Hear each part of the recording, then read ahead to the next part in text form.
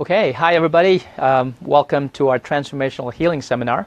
I'm Dr. Dennis Mariano, and tonight's topic is the long-awaited seminar on the simple truth about essential oils, knowing fact from fiction. And we have a special guest this evening, and it's going to be Venessa. I'll introduce her to you in a moment. So before we get started, let's go ahead and prepare ourselves for what we're going to be talking about this evening. Now, there's a lot of information out there about everything on Google. You could stay on there for eons and never leave your house. But it's not about information that we're talking about tonight. We're really talking about principles of how you live your life so you can filter data through these principles. When we talk about information means nothing if you don't have the filter that you can use for the principles so that you can filter them through. Otherwise, people can influence you one way or the other. My goal for you this evening, that you don't leave here with more information, but you actually leave here with more confidence to know that you are living your life the way you're supposed to based on principles that we'll be sharing you with this evening. And Venessa will go deep with regard to other components of your health. Okay.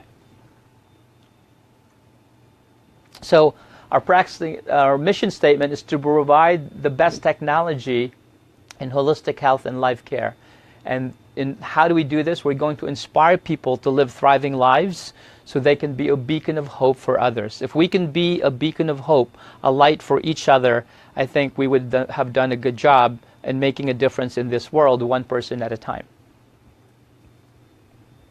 So with regard to our approach, there are always 6 components that we look at when it comes to achieving health or recovering from being sick. Those components are, number 1, the structural component, because we need to address that. The biochemical component. Electromagnetic frequencies are a huge, huge factor. Toxic overload. Allergies and infections. And emotional stress. So anytime you have an issue, there's always going to be 6 of these components that contribute to this. Any issue you may have here, it could be a diagnosis, it could be a condition, it could be a challenge you have. There are always 6 things that contribute. Here's the challenge. When you go to a practitioner that just specializes in one thing, what happens? Yeah, you come out of balance, or you get really good care in one aspect of it, but it's only a fraction of what you really need. So the holistic approach allows you to address all these components in different sequences so that you can achieve the health that you deserve. Okay. So what we're going to be talking about tonight is going to be in detail with regards to the biochemistry, but let's get a foundation. You know, if you're going to have longevity in your life, you need to have a good foundation, right? If you build your house on sand or gravel and not rock, you will not have a good foundation, and you will struggle through life and not have an opportunity to stay put. The most important thing we need to look at is the autonomic nervous system of your body. So why is that important? Because your body is the nervous system is the brain, is the computer that runs everything. The brain impulses communicate. If you have 100% communication between the function of the body and the brain and the organs, you have 100% function. You get it? So when there's interference to that function, on the next slide, because think about this too. If you look at Grey's Anatomy, right? This is what it says. What controls function of the body? Everybody read that out, please.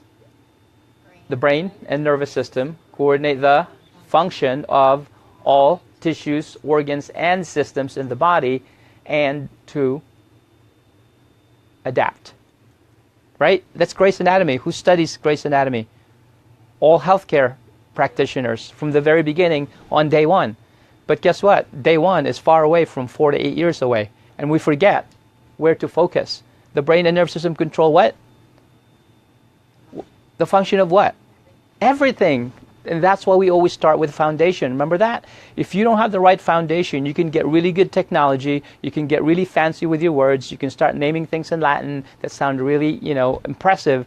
but you're not going to get somebody to get better, because you have to look where function comes from. Now, a normal vertebra will have spaces in between and the vertebrae and the nerve exiting from it. There's no stress on this. When the vertebrae misalign or subluxate, you put pressure on that nerve, and then what happens is the impulses now are decreased because the muscles and organs no longer get the communication that they need. And it's very subtle when this happens, because most of these misalignments do not cause pain, right? Because the organs, think about this, the organs in your body, are they sensory? Can you feel your thyroid? Can you feel your pineal gland? Can you feel the adrenal glands? You can't feel any of those because they're not sensory, but they're still controlled through what? The nervous system. So if you keep these things open, you have a much better chance of healing your body as opposed to not, okay? When you look at the studies here, I'm going to change that font there. I think your PowerPoint was newer than the Windows 95. So yeah, yeah, it's fine. So whoa, don't look at that font because you will definitely like throw up. So, so this is Dr. Henry Windsor. He actually worked at the University of Pennsylvania. He was a pathologist there. And what he found that when there were people, what does a pathologist do, by the way, the coroner and so on? What do they study? Pathology means what? Yeah, disease. Pathology. When you have a pathology, you have a disease. So it's a study of disease. And what he found is that when he would do autopsies on people that have died of many different causes, right? The bladder issues, lung issues, stomach, heart, he would look then at the organ and trace the nerve back all the way to the spine. And in almost 100% of the cases, whatever that person died of, that part of the spine had either a small curvature or most amount of arthritis. Think about the equation, right? You damage the spine, you damage the nervous system, you damage the function of the body, you damage your health. But the thing is, there's a lag time between subluxation and damage to the organ, right? Think about the time you go to the dentist. By the time you go to the dentist and you go, oh my God, my tooth hurts. Did it happen that day? By the time you get an ulcer, did it happen that day?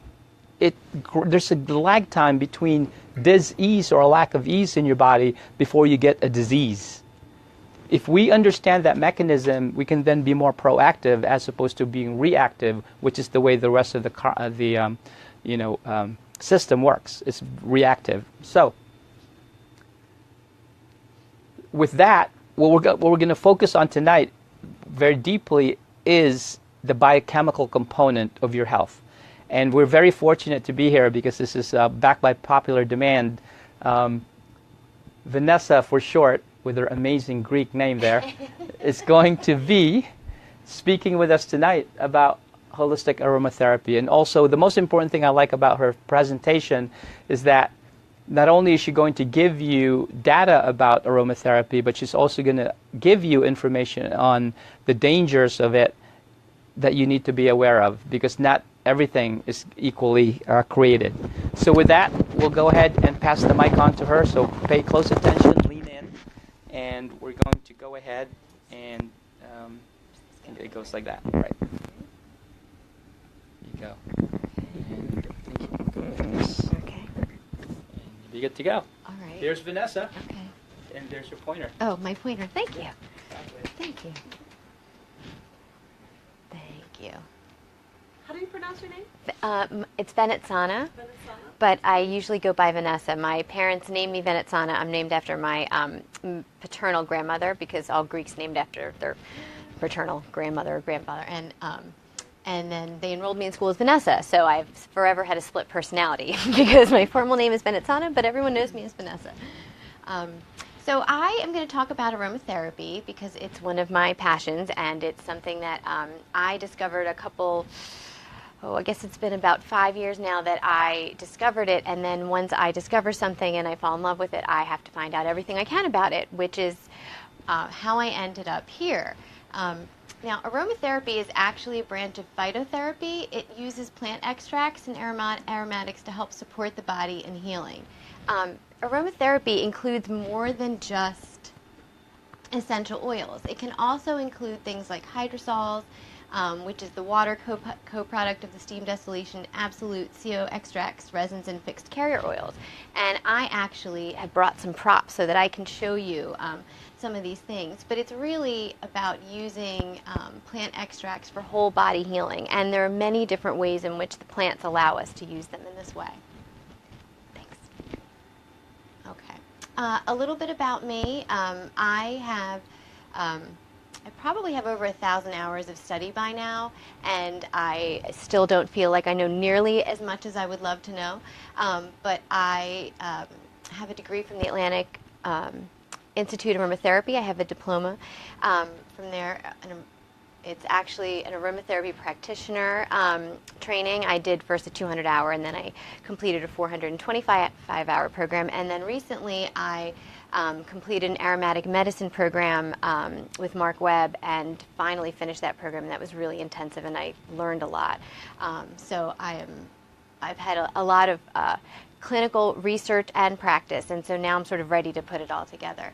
I'm also a member of the Alliance of International Aromatherapists and also the National Association of Holistic Aromatherapists. Those are two of the associations in the United States that most aromatherapists belong to.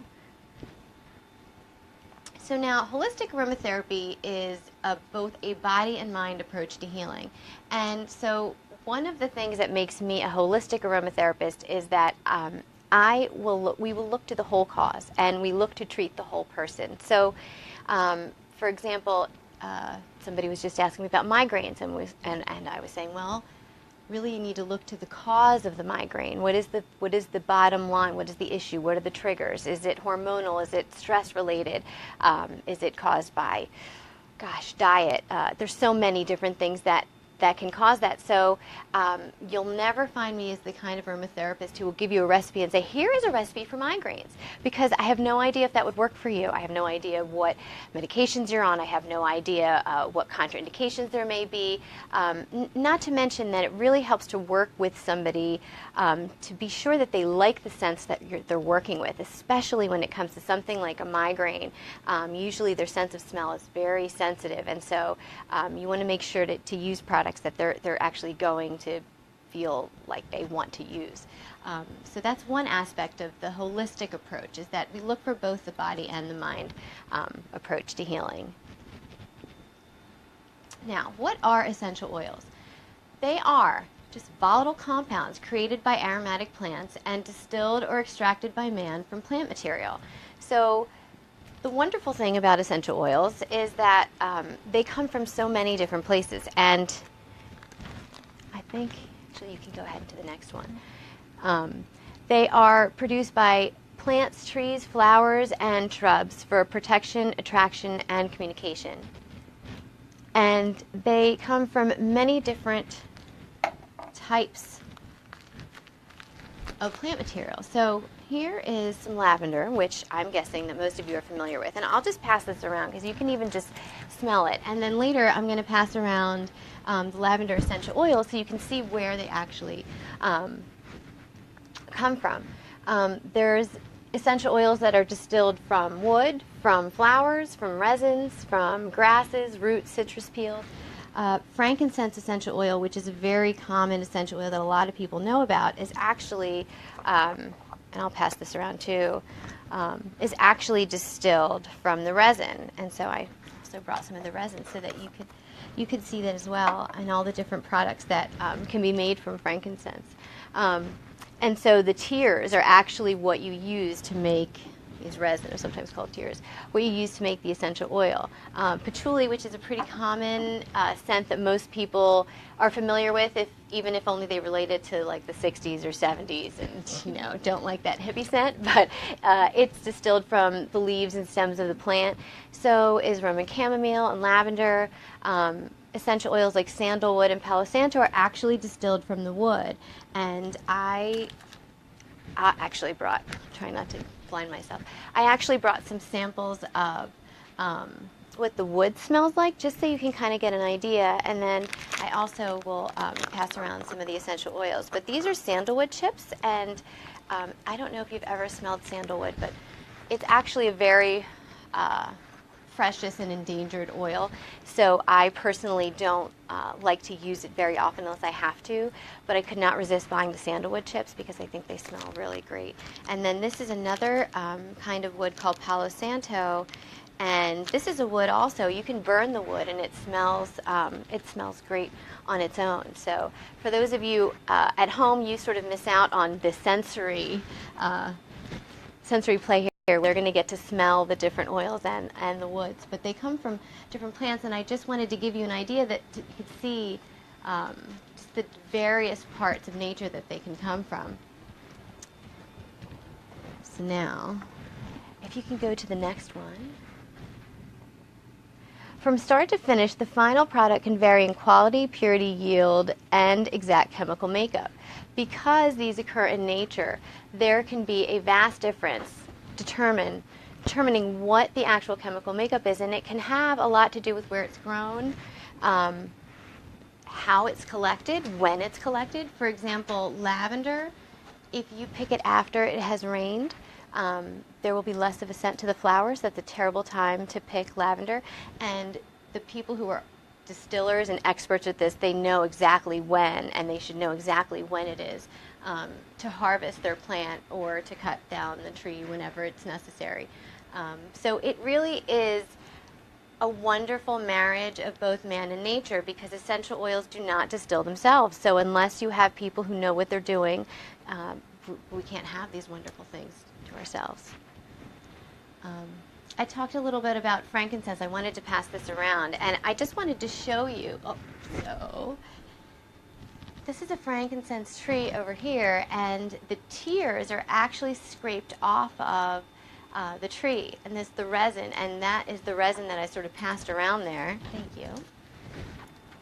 That's the resin. And through the process of distillation, we can get a hydrosol and an essential oil. The resin is often used, actually it's often used for incense, and it can often be burned in church. Whenever I burn frankincense at home, my kids ask me why it smells like church, because Greek Orthodox Church uses a lot of frankincense, which I only later put together, oh, and it sort of makes sense because a lot of these resins have sort of calming psychoactive qualities that are really kind of good for solemn prayer and for church, and they've actually been used for thousands of years in that way. I also wanted to, I'll pass this around also. This is a hydrosol, and this is actually the water co-distillation that I wanted to talk about. And this is a frankincense product also. So I just sort of wanted to give you an idea of all the different types of things that frankincense can be made from. You can also use the resins and infuse them in oils, and then that in and of itself captures some of the plant properties. So it's amazing to me how many different ways that we can use something like frankincense. You can open it if you want to get a smell. It doesn't, now the water doesn't smell quite the same, but frankincense is really great for skin, and and I often use it as a toner and for any kind of skin irritation. Now, I wanted to give you an idea about sort of what goes into the process of creating essential oils, because then you can easily see that there's many different places where you might have adulteration occur. You have the people picking, scraping the resin, then collecting it, then passing it on, and then you have them taking it to a distillery, and then hopefully you have the people at the distillery passing it on to the right people who will then sell it to somebody else who will likely sell it to somebody else who will likely sell it to somebody else, and then by the time it gets to you, you hope that it hasn't been adulterated. But the truth is that most of essential oils on the market have been adulterated. And 70% is probably not even high enough, but most of the essential oils on the market are fake. Anything you find at Walmart, even CVS and Walgreens and Amazon sell oils that have tested to be adulterated in some way.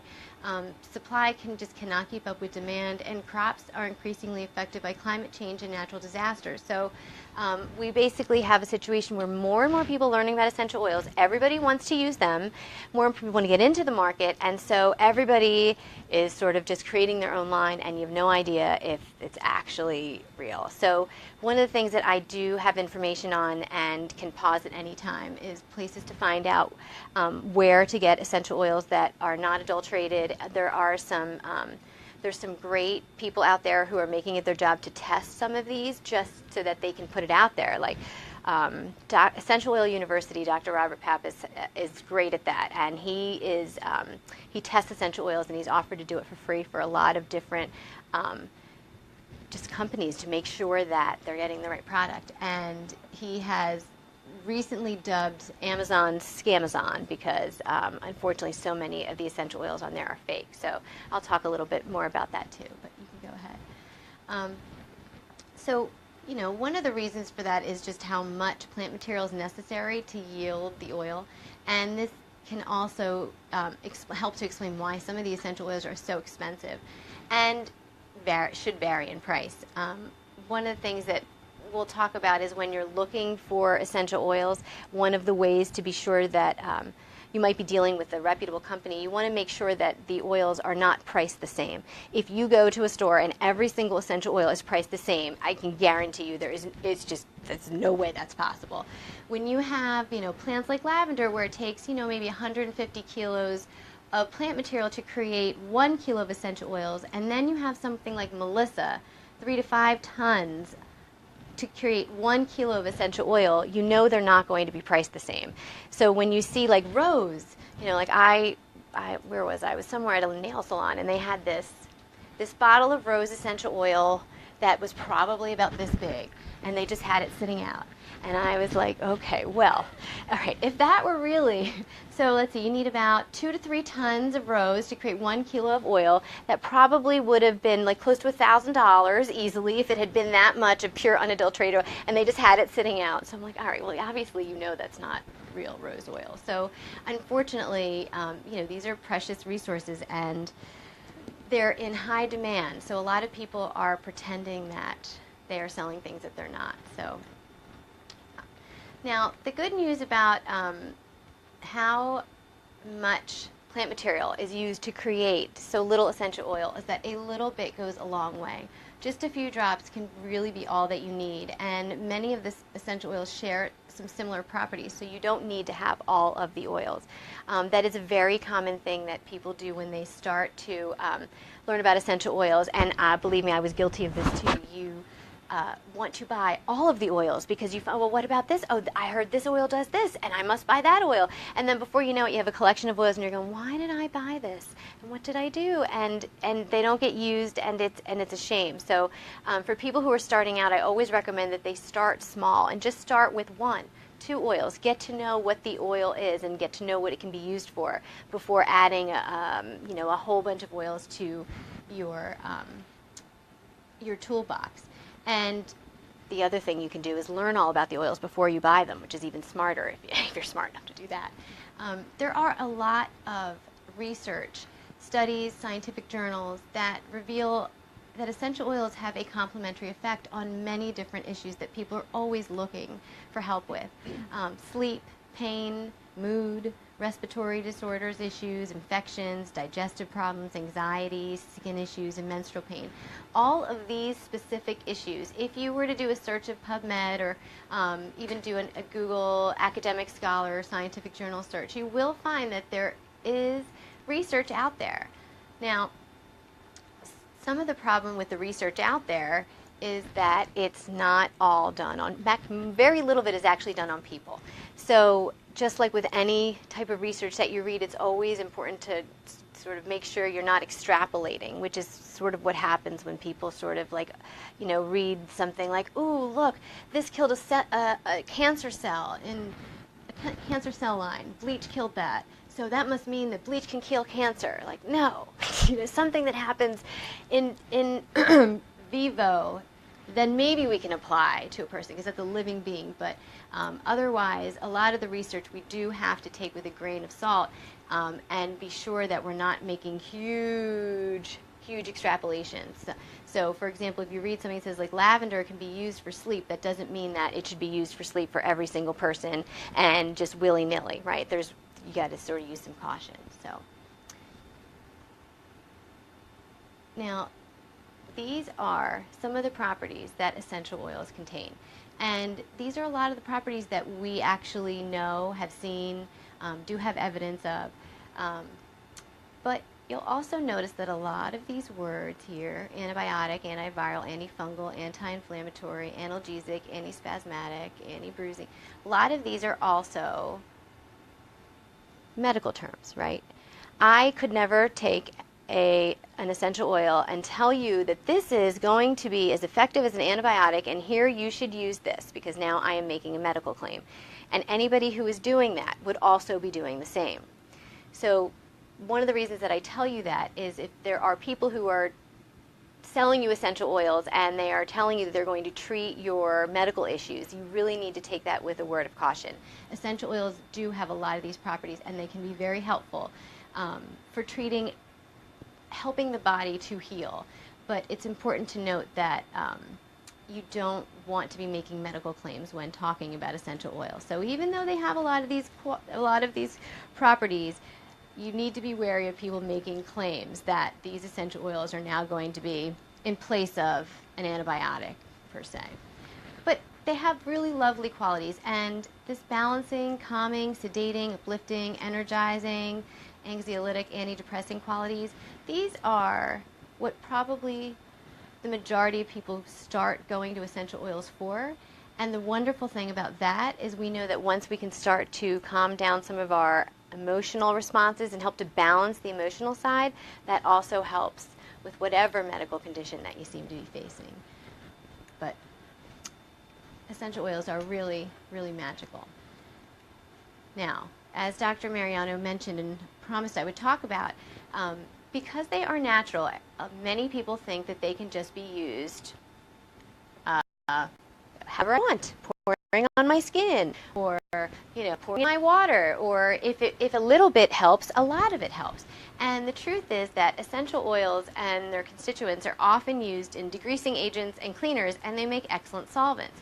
Just because they're natural doesn't mean that we should just use them without knowing how and without proper caution. So that is one of the biggest reasons that I actually sought to learn more about essential oils and from qualified people, because when I was taught about them, I was just taught from someone who had heard how to use them, from someone who had heard how to use them, and before I knew it, I realized I didn't know what I was doing, and here I didn't want to be telling people how to use essential oils without knowing how to use them safely. So safety is very, very important to me, and one of the cornerstones of my business. So,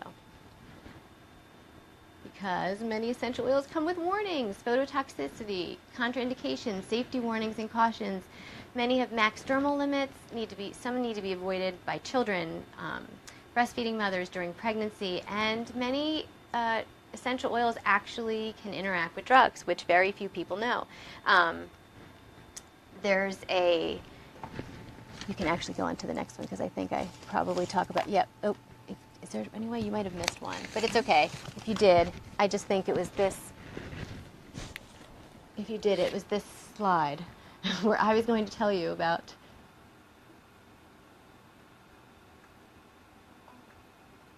That's okay if it's too hard. I know what it was. Yep, there you go. So this is the essential oil safety, we like to call it the Bible, and I can pass it around to those of you who might be interested in looking at it. But in here, and it does not cover many of the drugs, but it does in fact tell you which pathways and which enzymes are affected by exactly which essential oils according to the research. It tells you it tells you exactly which chemical constituents are in each essential oil. It tells you where they're from. It gives you the safety advice, safety summaries, if there's regulatory guidelines, if there's organ-specific effects, systematic effects, and comments. And they have these for over 300 essential oils. So this is a book that anybody who's ever selling or treating you with essential oils should be intimately familiar with. And anybody who really is treating, giving you advice or treating you on essential oils. Uh-oh. Sorry. Hold on. Oh, okay. There we go. Thank you. Hopefully that's still okay. Should be intimately familiar with that, and also have a lot of education to share with you, because usually most people who've had aromatherapy education are thrilled to talk about it and share it with you and tell you all about it, because usually we are. So now you can go on to the next one. So when it comes to who to trust, this is one of the things that I talked about. You want to really seek unbiased resources. Aromatherapy is an international discipline, and it's been studied for decades. So there are numerous reputable studies, research, and literature that exist that are not affiliated with any sales companies. And I typically look for books that have been dedicated to the study of this discipline, not ones that have been created by companies that are trying to sell their product. You always want to be aware of any person touting magical cures or miracles that require daily and frequent amounts of essential oils. Daily use should be reserved for extreme conditions and in conjunction with a qualified medical practitioner. So anybody who's just using oils every single day does not know what they're doing. Okay? You just wouldn't be using oils every single day for no reason. Right? What can't essential oils do? So essential oils are not a cure. There is a lot of information online you could find that people claim that cancer was cured by using essential oils, or they cured their kids' autism, or they've been able to cure diabetes or weight loss. That should be a trigger to you that that is probably not the whole story there, or not the truth. They're very powerful, but they help our bodies to help themselves. They aren't cures. In fact, some of the information about the cancer studies are really due to a study that was just misunderstood. It was a study that said that boswellic acid can help to cure cancer. Now, frankincense has boswellic acid, but I'll tell you what, boswellic acid is here, but it is not in the frankincense essential oil because it is too heavy of a molecule to be transferred over into the frankincense essential oil. So if anybody's telling you they cured their cancer with the frankincense essential oil, that doesn't even have the boswellic acid in it. So it's why you really need to know who to trust and be sure that you're getting the accurate information. And so that would be a better thing to use if you were actually looking for boswellic acid, but most people don't know that, and they don't sell the resin, they just sell the essential oil, so that's what you hear about. And go into the next one. Now, essential oils work. There's typically there are four routes, and I'm going to focus on the two main methods. There's the topical method, which you can use skin massage, a compress, or a bath. Inhalation, right, directly or indirectly, with or without steam diffusers, aroma stones, fans, humidifiers, aroma sticks, patches, or nostril clips. And these are the most common ways that essential oils are used. The other routes are internal and oral, and these methods are really best reserved for use with a qualified clinical aromatherapist that has aromatic training, because you really need to have an understanding of pharmacology, pharmacokinetics, physiology, anatomy, for that type of use. There are some drug companies that have specially and safely formulated products that utilize essential oil compounds. You can actually find a Lavender standardized product that is for anxiety on the market, and there's also one for IBS. I think it was originally a German product, but it is a peppermint, standardized kind of peppermint capsule. So they do exist, but they just need to be formulated properly. I always recommend inhalation because it is the fastest and one of the most effective ways to use essential oils. It's great for emotional uses, mental support, infection, respiratory issues, immune support, and surprisingly pain. You wouldn't think that just inhaling something can really help with pain, but it really helps to decrease our sensations of pain, response to it, and can decrease pain episodes for many people. So these are just some of the things that I recommend. An inhaler, and I even have some of these that I can show you guys in person live to see them. For topical use, it's great for skin infections or injury.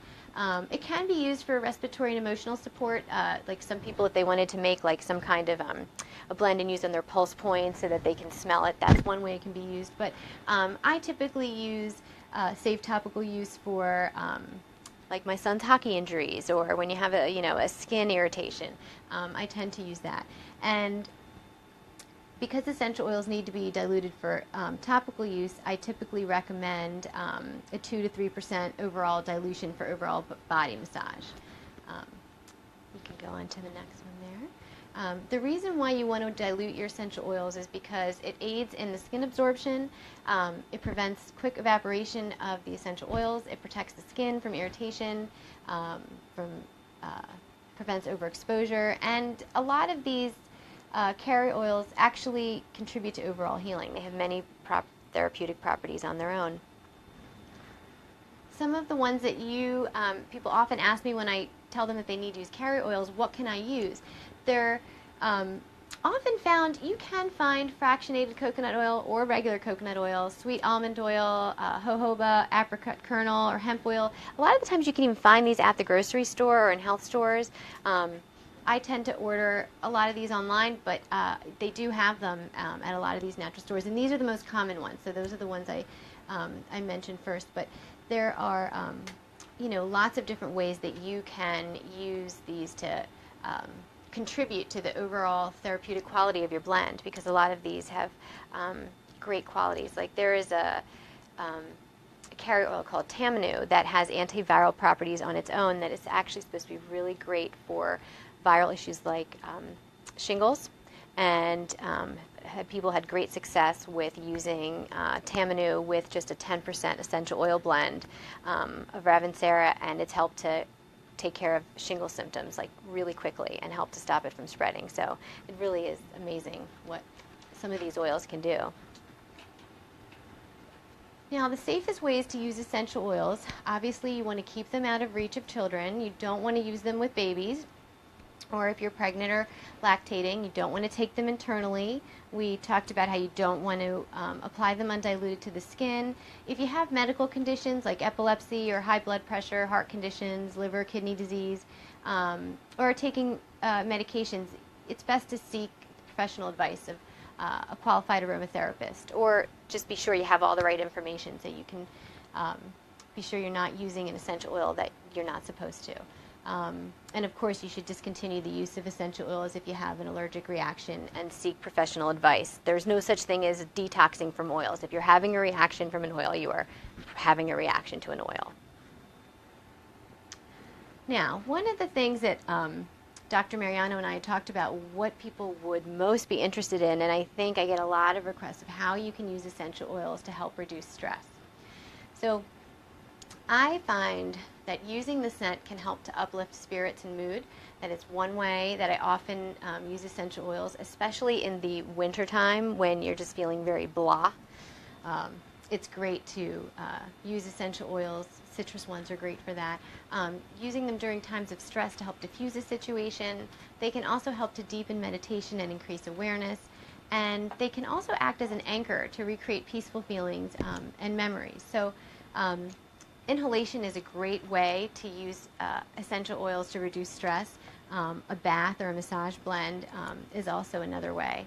And I'll share some more about which essential oils can be really helpful for this. And if you guys gave me your email and you wanted me to share any of, I can always send you this information too. If you, I'd be happy to share it with you. But these are some of the essential oils that I would recommend for promoting relaxation. And a lot of these are also good for relaxing at bedtime, for people who have trouble unwinding. They can be used to sort of manage stress and also to help just reduce any feelings of anxiety. I separated them out like this, like florals, citrus, roots, trees, resins, herbs, and spices, because I tend to think of essential oils in this way.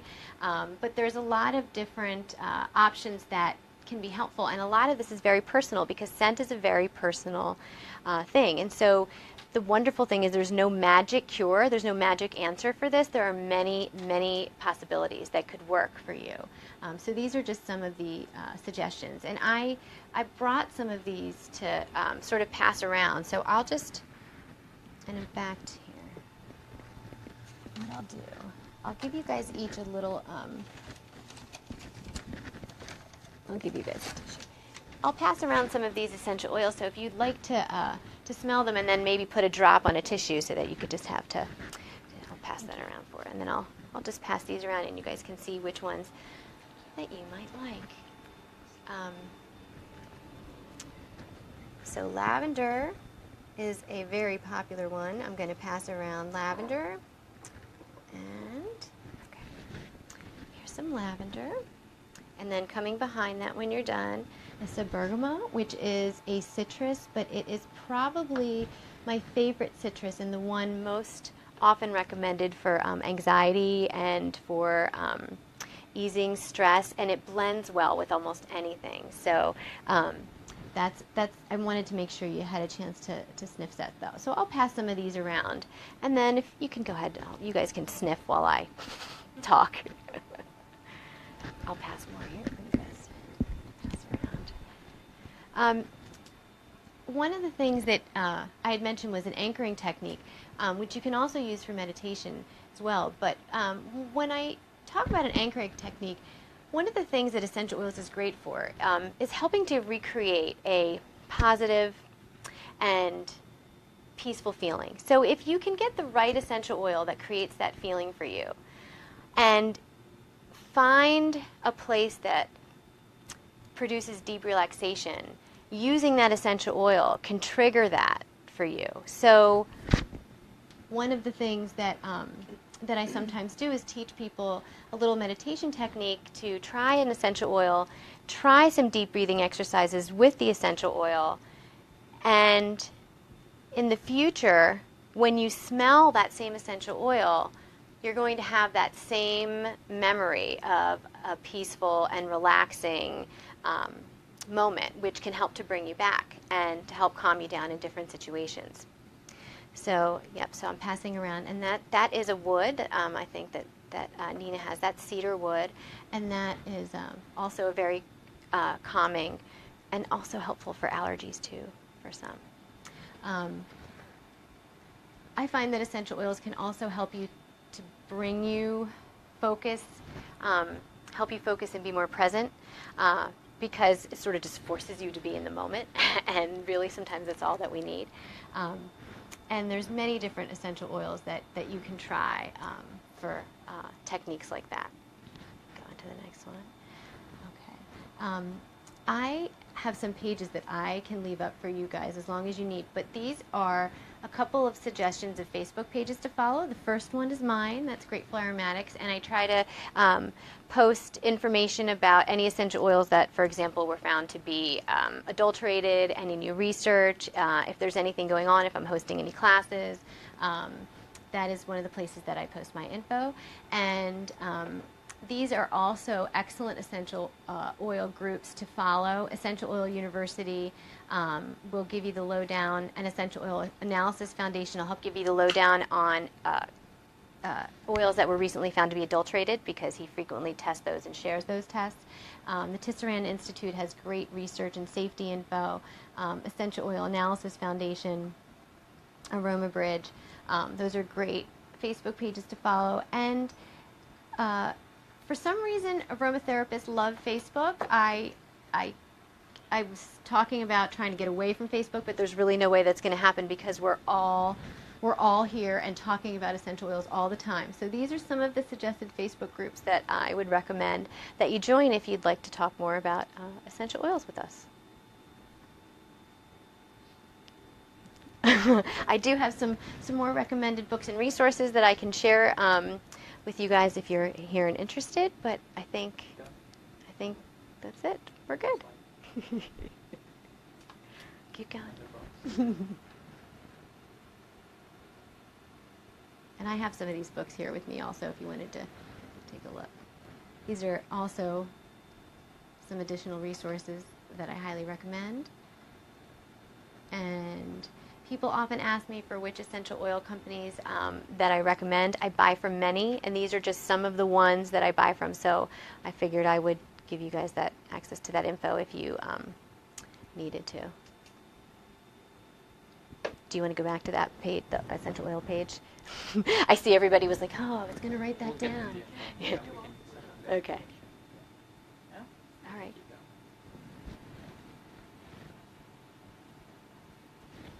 Thank you. Thank you so much for joining me. Thank you.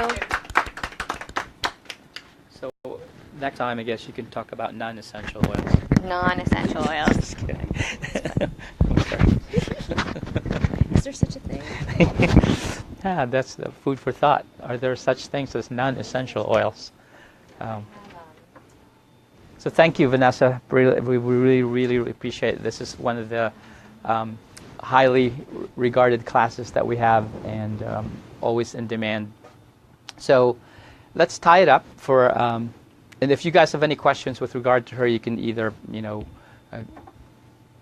let us know on Facebook or email us. Get on our website, and we'll give you Venessa's information so that we can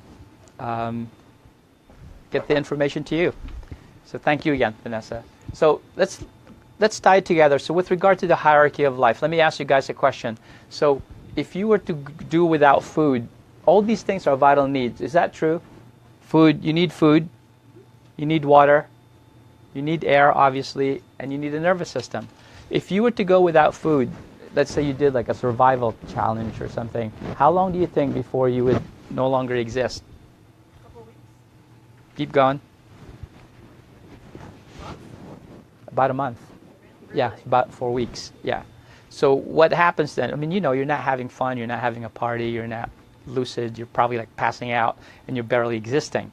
But the body could survive without food for about a month. It's a vital need. You need it. You cannot live without it. You will die without it. It's a vital need. But without food, you could last for about a month.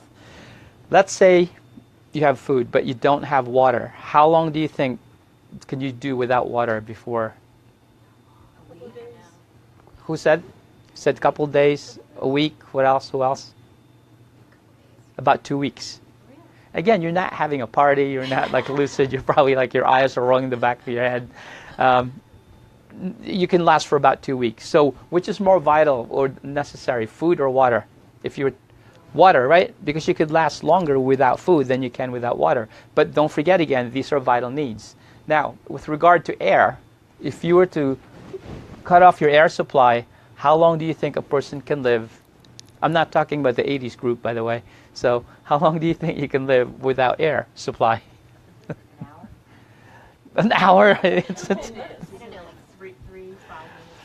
Yeah, probably. They say by 10 minutes your brain's irreversibly dead. Okay, so minutes. It's a long. It's not a long time. So these are vital needs. Food's important. Water's important. Which is most important? Air, water, or food? Air. Right, because without that you can't eat, you can't drink, you're gone. Right. Now here's another question for you. If something happened to your spinal cord and you severed your spinal cord, right, up in the neck area, let's say, and you lose your nerve system function, how long before you die? Can you still breathe? No, if you lose your spinal cord, right, you get somebody decapitated instantaneously. So, what's the point I'm trying to make? Most of us don't think about life in these terms. We think about things randomly. But if you really were to think about something deeply, where should you focus your efforts if you had a limited amount of resources? Make sure what's functioning properly. You have to have the hierarchy. You understand? Because if you have a good nerve supply, you have enough air, you have enough water, you can enjoy your food. As a matter of fact, most of us can do without food for a little bit, right? And I include myself, because we live in a country where everything's affluent and we have plenty, and we're not hungering for anything. So the point I'm trying to make is that things are vital, but there are the most important thing, and one of them is the nervous system, and that's what we practice in our office. Is we always tell people the nervous system is the most important part of your life. So, a closing here, I always feel, You know, we see so many people transform in our practice, and we celebrate that. The challenge we have is that we cannot reach everybody. And I really feel, I mean, like with you and your family, you're just brand new to our practice and the baby. God, why did you have to suffer for so long as new parents, right? Because you didn't know. It's such a heavy burden to me. Because people don't know what they need to know about health, the truth about health that they need to know. So I'm asking all of you to be our soldiers and to people to help us to pass it on, because we need your help. There are many people out there that don't know what you know about health. You know, their reaction to your mentioning, by the way, is not your responsibility. You're there to speak the truth. Let me give you some examples of how you can speak this.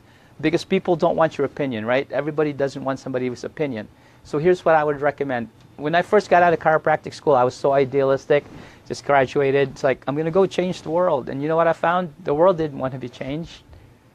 So what I do is I ask questions. Let's say somebody's suffering with an issue, an illness, or just been so hopeless. Many people are out there in life really hopeless. So I ask them, hey, how are you doing with how you're feeling, and what are you doing for it? And then you ask them, they go, I'm doing this, I'm doing this, I'm doing this. And you ask them, is it working? And you go, well, it is, or if it's working, leave them alone. Don't have a conversation when somebody is not interested. If they go, well, it's not working, and you go, what seems to be the problem? And then have them express to you what the problem is. Seek first to understand, right? Before to be understood. Then, if they go, and they go, wow, I'm sorry to hear that that's not working. Can I ask you something? Ask permission again. So if there was something natural that could help your situation potentially with no side effects and it wouldn't kill you, would you be interested? Right? If they say yes, they just gave you permission. Well, guess what? In our practice, what you do, I don't want you sending patients to our practice. Does that seem weird? Where do I want you to send them? Seminars. I need people to be educated so they can make informed decisions. Because if they come here, they're going to think, oh, it's another doctor that's going to cure me. We cure nothing here. We allow people to heal themselves. The power that created your body is the power that heals your body. You understand? So they need to be educated. People need to be seen. They need to be known. They need to be educated. The more people are educated, the better decisions they can make. We opened this evening with a statement that we are not here to give you more information. What Venessa just did, she didn't just give you information, she gave you principles. What to look for, what not to look for. How do you filter these things? There's such an array of information out there that you can get totally lost in it and don't know what's right or wrong. So the principle is be aware, be known, be connected, right? So that's what we're asking you to do. Help us be connected to the world. Because without that connection, we become isolated. What we do in our practice, we try to reward people by opening up our practice every week for 4 hours for proactive screenings. What do? We screen that person, we do a good consultation, a thorough case history with them. We check their posture. Why do we check their posture? It's the window to your nervous system, right? If you're like this, when you alter the function of the body, you alter the function of a cell, you alter the function of your health. So we check for these issues. We check for functional movement analysis. We put them on bilateral weight scales to make sure they're balanced. We also do a surface EMG. If those of you don't know that, it's a machine that instead of looking at your heart like an EKG, we look at your spine to see if there's spasms in your muscles as a result of misalignments in your spine. If we need to, we can take x-rays. We spend a lot of time understanding where you're coming from and identifying which of the 6 components that you're breaking that's making you unhealthy. Because guess what? Your default mode in your body, is it to be sick or to be healthy? How did God create you? To be sick or to be healthy? To be healthy. So the reason why we're sick is we're breaking some law that we're not aware of. If you keep getting tickets and you keep going speeding to 50 miles an hour to a 25, you're doing something wrong. You better change your behavior. But if you're not aware that you need to slow down to 25, what are you going to do? Keep doing the same thing again and again. The most important thing that we should share with you is principles, and we need to educate people. Now, here's the thing. Our normal fee for the exam that I just told you is $280. When people come here, that's another reason, don't send them to the practice. Have them come here, give them a little reward, save $135. Okay? And those those of you that are here too, we always want to thank you for taking the time to be here. We want to give you some presents and some gifts here, certificates, before you leave tonight. Make sure you see Kathy for that. So to close again, our mission statement, if you guys would allow me, go ahead and read this out with me out loud. Let's put it out into the world. We provide the best technology in holistic health and life care. This is the most important thing. If you notice, this is not just a healthcare practice. It's not a chiropractic practice. It's a life practice. It's all about your life. You understand? So how do we do this? How are we going to arrive at this? We're here to inspire people, not force them, not scare them, right? The traditional model scares the crap out of you so that you do what they tell you. It's like a parent threatening a child, so they do. A person that is convinced against their will is of the same opinion still. We don't want to convince people. We want to educate people and empower them and inspire them to live what kind of life? Just getting by life? What is this? What's that word? Thriving. You want to be thriving in life, because if you are thriving, you can then get to be a beacon of hope for others. There's so many people that are hopeless out there. Our guidance for you is to be a hope when somebody sees you. You know what? I'm a light of hope for that person. I'm a beacon of hope for that person. Because everybody's so isolated right now. With social media right now, our connections are so broad, Twitter, Facebook, Instagram, but they're so shallow. We need to get deeper. We need to connect more. And that's what we do these seminars for, to connect more with you, that you need to connect with each other as well. And that's how we do this in our practice. Our next seminar is How Can Holistic Care Help Me with My Chronic Health Problem? That's next 6:30. Can you believe it's April already? But yes, it's April, and we're going to be talking about that next week. So people that you know that need to hear about this, please come sign up. Like our page on Facebook, Mariano Holistic Life Center, and check in on our page. That would really help us as well. And our website, drmariano.com. So my goal for you guys, I want you to take tonight, not just think about what we came for, but to be grateful. To be grateful that Venessa spent her time away from her family right now, when she could have been hanging out with them and connecting with them, because she wanted to give of herself. She wants nothing from this. Yeah, she may get some business, but you know what? This is not what she's all about. She's a very giving person. All she wants is to love people. And then told her she should charge for that once in a while. So, but we need to help her. We need to all connect. The thing that we have right now in our society, we're so isolated, and I keep repeating that. My goal for you when you leave here for the next week, for the rest of the week, focus on connecting with others, connecting deeper with the people that you're connected with already. And the more you do that, you'll find out when you slow things down and you stay with the relationship, even though it's difficult, it gives you the opportunity to reveal who you truly are on the inside. So I want to thank everybody for being here. Please drive safely. We'll see you next Tuesday, and give Venessa a big hand. Thank you very much, everybody.